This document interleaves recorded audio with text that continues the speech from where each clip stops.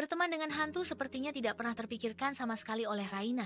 Gadis itu tidak pernah menyadari bahwa Siska sahabatnya adalah sosok makhluk halus yang beberapa tahun lalu tewas bunuh diri melompat dari atas gedung sekolahnya. Siska tidak tampak menyeramkan. Ia sama seperti manusia pada umumnya, hanya saja kadang-kadang terlihat aneh.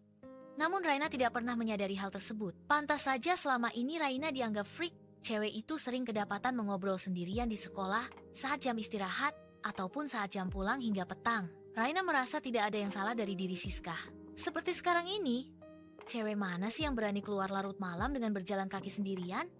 Itulah Siska. Raina berpikir bahwa Siska hanya cukup pemberani dan tidak pernah takut pada apapun. Aku pulang duluan ya, kata Siska seraya pergi. Saat itu waktu sudah menunjukkan pukul 11 malam. Setelah mengantar Siska sampai ke depan pintu ruang tamu, Raina lalu mencari mamanya yang baru saja pulang dari bekerja. "Mah," panggil Raina pelan. Mama Raina tidak menjawab. Sampai kemudian, suara teriakan kencang terdengar dari kamar wanita itu. "Mama, kenapa, Mah?" tanya Raina khawatir sambil mengetuk pintu kamar ibunya yang terkunci dari dalam. "Diam, pergi sana. Dasar anak setan," teriak Mama Raina.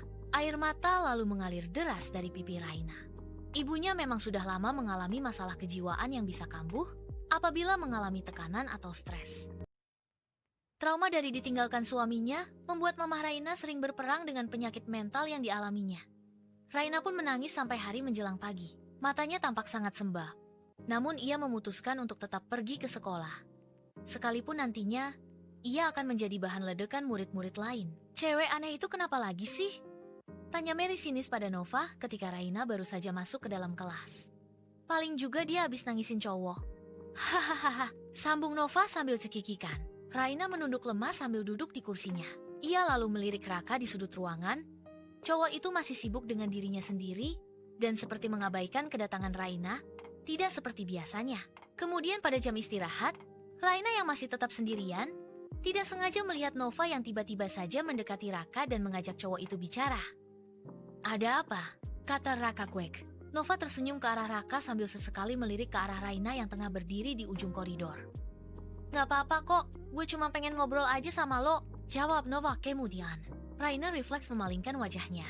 Mungkin setelah ini Raka tidak akan pernah lagi mau mendekatinya seperti sebelumnya. Tidak ada yang bisa mengerti perasaan Raina kecuali Siska.